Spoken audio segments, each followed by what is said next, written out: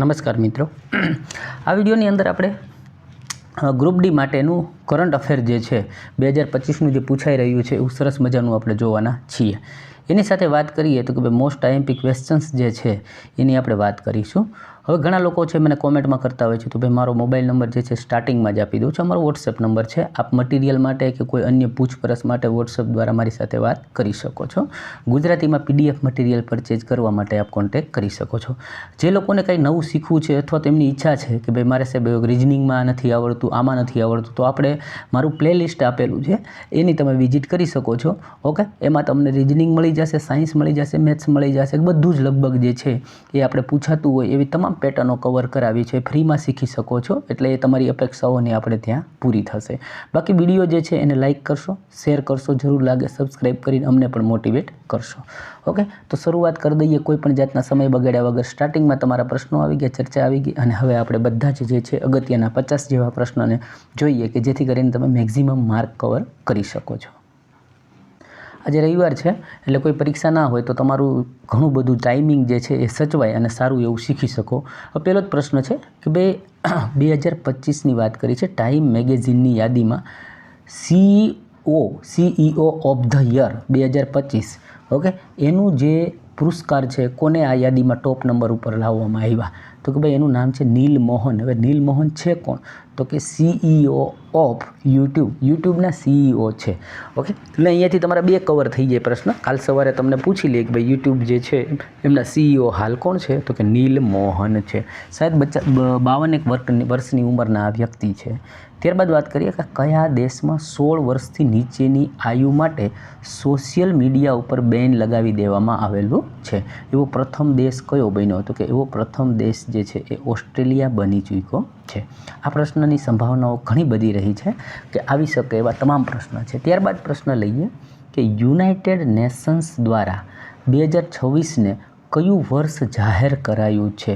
તો હવે તમને ખ્યાલ હોય દરેક વર્ષ જે છે એમને એક થીમ આપવામાં આવે, આપણે આ દિવસને આ રીતે, આ વર્ષને આ રીતે ઉજવશું. એવી જ રીતે 2026 જે છે એને ઉજવવા માટેની વાત થઈ ગઈ છે આંતરરાષ્ટ્રીય મહિલા કિસાન વર્ષ તરીકે UN જે છે એમના દ્વારા જાહેરાત કરવામાં આવી દીધી છે. ત્યારબાદ વાત કરીએ નવેમ્બર 2025માં 53માં ભારતીય મુખ્ય ન્યાયાધીશ જે છે એ કોણ બન્યા? તો જો ન્યાયમૂર્તિ સૂર્યકાંત જે છે એ 53માં સુપ્રીમ કોર્ટના મુખ્ય ન્યાયાધીશ બન્યા. વાત કરી દઈએ સુપ્રીમ કોર્ટની સ્થાપના જે છે 28 જાન્યુઆરી 1950 થયેલી છે અને નવી દિલ્હીની અંદર આવેલી છે. આગળ જોઈએ કયા રાજ્યને પરખ રાષ્ટ્રીય ઉપલબ્ધિ સર્વેક્ષણ 2024ની અંદર પ્રથમ સ્થાન આપવામાં આવ્યું છે? તો કે ભાઈ એ જે રાજ્ય છે એ પંજાબ રાજ્યને પરખ રાષ્ટ્રીય ઉપલબ્ધિ સર્વેક્ષણમાં પ્રથમ સ્થાન મળેલું છે. ત્યારબાદ જોઈએ કે ઓક્ટોબર 2025માં કેટલા વેટલેન્ડને રામસર સ્થળોની યાદીમાં સામેલ કર્યા જેથી કુલ સંખ્યા જે છે 94 થઈ ગઈ? ઓકે, તો આવા છે ને બે સ્થળ જે છે એ યાદીમાં સામેલ કર્યા છે. જે બંનેની વાત કરીએ તો કે ભાઈ બિહારની બે નવી સાઇટ એડ કરવામાં આવી. ઓકે, હવે એક છે બક્સરથી ગોકુળ જળાશય અને બીજું છે ચંપારણમાં આવેલું ઉદયપુર તળાવ. આ બંને જે છે એમને રામસર સાઇટની અંદર એડ કરવામાં આવી ઓક્ટોબર 2025ની અંદર. આગળ જોઈએ કે ક્રૂઝ ભારત મિશનમાં સામેલ થવાવાળું પ્રથમ રાજ્ય જે છે એ કયું બન્યું? તો એની અંદર આપણું ગુજરાત જે છે એ પ્રથમ સામેલ થયેલું રાજ્ય બન્યું છે. નિશાનીબાજી વિશ્વકપ 2027 જે ટુર્નામેન્ટનું આયોજન જે છે ક્યાં થવા જઈ રહ્યું છે? તો કે ભાઈ એ આપણા ભારતની અંદર થવાનું છે, હમારા પ્યારા ઇન્ડિયા.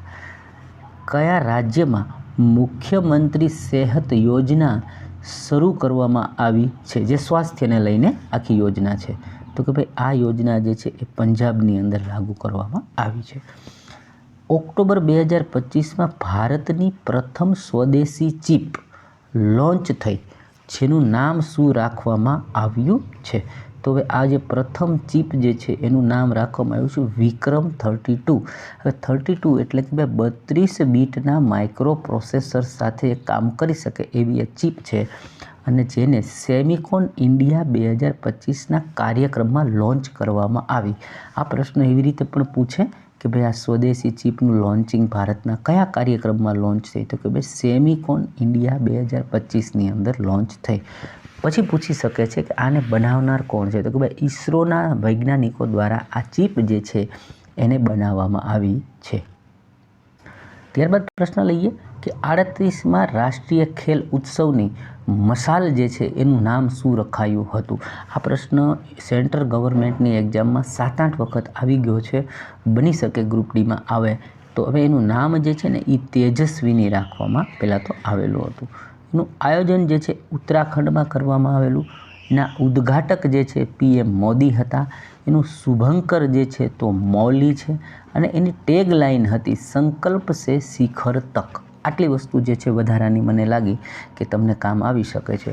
અને હવે જે 39મું આ રાષ્ટ્રીય ખેલ ઉત્સવ છે એ મેઘાલયની અંદર 2027માં યોજાશે.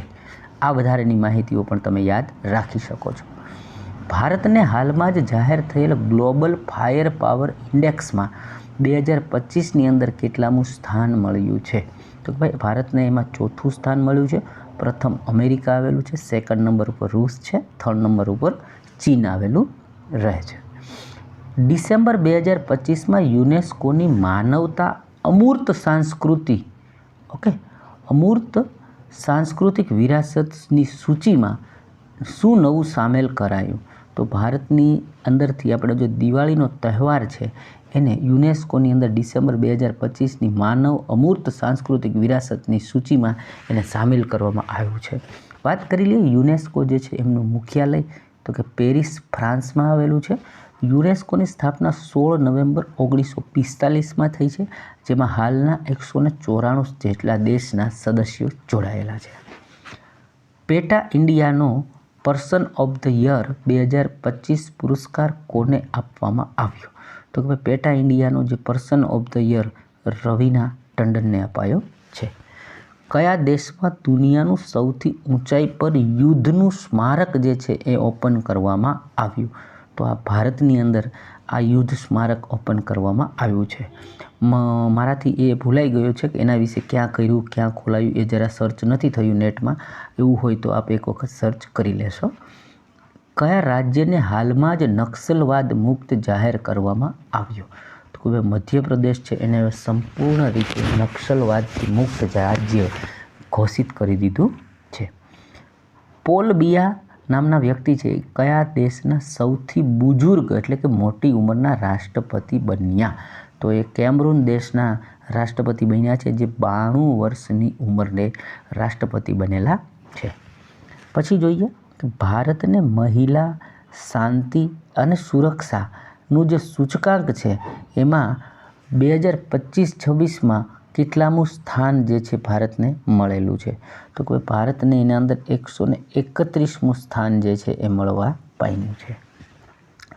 ઓક્ટોબર 2025માં કોને કેબિનેટ દ્વારા 8મું વેતન આયોગનું અધ્યક્ષ પદ આપવામાં આવ્યું છે.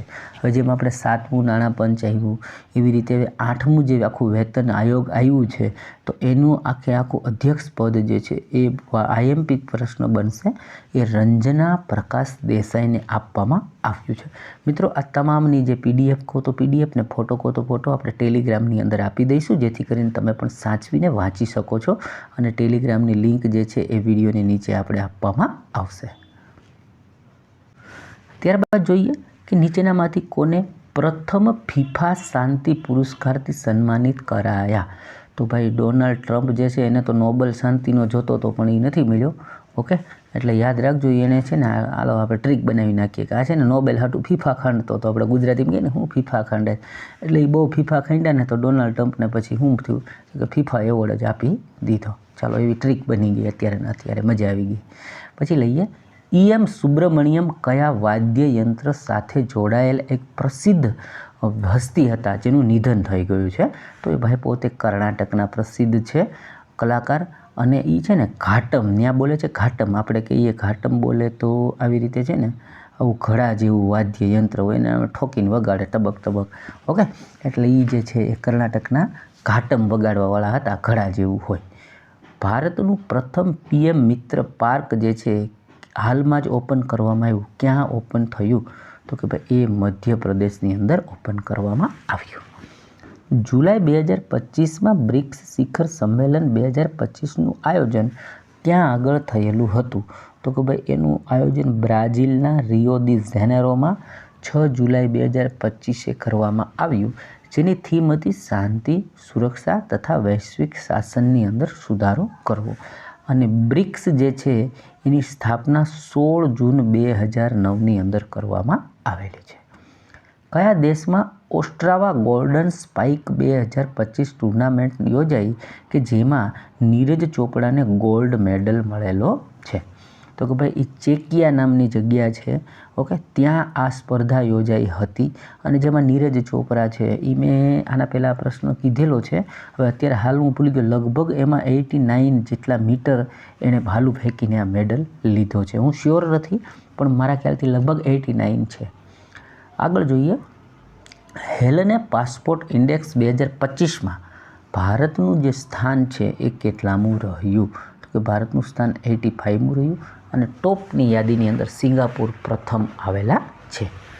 ભારતમાં પૂર્ણતઃ સૌર ઉર્જાથી સંચાલિત જિલ્લો કયો બનેલો? તો કે ભાઈ લદ્દાખ.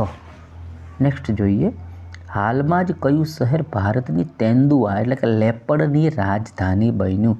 તો કે બેંગલુરુ. 25માં સંઘાઈ સહયોગ સંગઠનનું શિખર સંમેલન જે 2025માં આયોજિત કરવામાં આવ્યું તે ક્યાં થયેલું? તો કે ભાઈ ચીનના તિયાનજિનમાં. ક્યાં થયું? ચીનના તિયાનજિનની અંદર આયોજન કરાયું. હમણાં 2 દિવસ પહેલાં જ પ્રશ્ન આવ્યો, વિશ્વ પર્યાવરણ દિવસ ક્યારે ઉજવાયો? તો હવે આપણે એની થીમ જોઈ લઈએ કે વિશ્વ પર્યાવરણની જે થીમ છે એ રાખેલી હતી bit the plastic pollution. Bit એટલે કે તોડવું, બરાબર છે. એટલે પ્લાસ્ટિક પોલ્યુશનને આપણે પૂરેપૂરો નાશ કરી દઈએ. ઓક્ટોબર 2025માં મિસેસ યુનિવર્સ 2025નો ખિતાબનો તાજ જીતનારી પ્રથમ ભારતીય મહિલા જે છે એ કોણ બની? તો એનું નામ છે શૈળી સિંહ. શું છે? શૈળી સિંહ. યાદ રાખજો. ક્યાં આગળ ભારતનું પ્રથમ AI+ કેમ્પસ સ્થાપિત થયું છે? તો કે ભાઈ અમરાવતી, આંધ્રપ્રદેશની અંદર આ AI+ કેમ્પસ સ્થાપવામાં આવ્યું છે. વિશ્વ પર્યાવરણ દિવસે ભારત સરકારે શરૂ કરેલું અભિયાન જેનું નામ શું છે? તો કે ભાઈ one nation one mission plastic pollution હટાવો. ઓકે, એટલે કે ભાઈ વન નેશન એક દેશ અને એનું એક જ મિશન, હું પ્લાસ્ટિક પોલ્યુશનને હટાવી દેવું. ત્યારબાદ જોઈએ, ISSF જુનિયર વર્લ્ડ કપ 2025માં મહિલાની 10 મીટર એર પિસ્ટલ સ્પર્ધા કે જેના અંદર ગોલ્ડ મેડલના મેળવનાર તો કે ભાઈ કનક બથવાર. આ નામ 2 વાર આવી ગયું છે મિત્રો, હજી આવી શકે છે, યાદ રાખજો. આગળ જોઈએ, ભારતનું પ્રથમ પૂર્ણ ડિજિટલ સાક્ષર રાજ્ય કયું બન્યું? તો આમ જોઈએ તો ભાઈ સાક્ષરતામાં તો કેરળ જ આગળ છે, એટલે કેરળ જ બનશે. આગળ જોઈએ, 1 ઓક્ટોબર 2025 અને 89 વર્ષે પ્રખ્યાત શાસ્ત્રીય ગાયક અને પદ્મ વિભૂષણ પ્રાપ્ત કરનારનું નિધન થયું, જેનું નામ પૂછ્યું તો એનું નામ છે પંડિત છનુલાલ મિશ્રા. આ બધાને યાદ કરશે ગ્રુપ ડી વાળા અને આવા પ્રશ્નો બહુ વાલા છે, એટલે યાદ રાખજો. 96. શું યાદ રાખવાનું? 96. પ્રધાનમંત્રી કાર્યાલય PMO ને હાલમાં જ એક નવું નામ આપવામાં આવ્યું, ખાલી જગ્યા નામથી હવે એ ઓળખાશે. તો કે ભાઈ એ હવે સેવા તીર્થના નામથી ઓળખાશે. બિહાર વિધાનસભા ચૂંટણી 2025માં NDAને કેટલી સીટ સાથે વિજેતા મળી? તો આમ જોઈએ તો લગભગ 202 જ છે, પણ હું ચાહું છું કે એકવાર તમે ખાતરી કરી લેજો કે મારી મિસ્ટેક નથી ને. ઓકે, અને ભાજપા જે છે એને 89 સીટ એમાં મળેલી છે. ત્યારબાદ જોઈએ, હ્યુમન ડેવલપમેન્ટ ઇન્ડેક્સ 2025માં ભારતનું સ્થાન. તો કે ભાઈ એમાં ભારતનું સ્થાન જોઈએ તો 193 દેશમાં 130મું રહ્યું છે. ટોપ પર આઇસલેન્ડ રહ્યું છે. UNDP જાહેર કરે છે. કોણ કરે છે? તો કે UNDP જે છે એ આ જાહેર કરે છે અને જે 22 નવેમ્બર 1965માં એની સ્થાપના થઈ છે. એનું મુખ્યાલય જોઈએ તો ન્યૂયોર્કની અંદર આવેલું છે અને એના પ્રમુખ અચિન સ્ટીનર. કેવું નામ છે? અચિન સ્ટીનર એના હાલના પ્રમુખ છે. ત્યારબાદ વાત કરીએ ભારતે બનાવેલું ચોથું સંશોધન કેન્દ્ર કે જે એન્ટાર્કટિકામાં આવેલું છે એનું નામ શું રખાયું છે?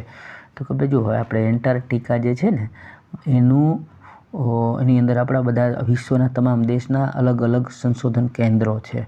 એમાં ભારતના ઓલરેડી 3 હતા અને એ જે મૈત્રી હતું ને મૈત્રી એનું સ્થાન લીધું એટલે એને મૈત્રી 2 નામ રખાયું છે અને જે 2029 સુધી કાર્યરત રહેશે. આગળ જોઈએ, IPL 2025નો ખિતાબ કોણ જીત્યું?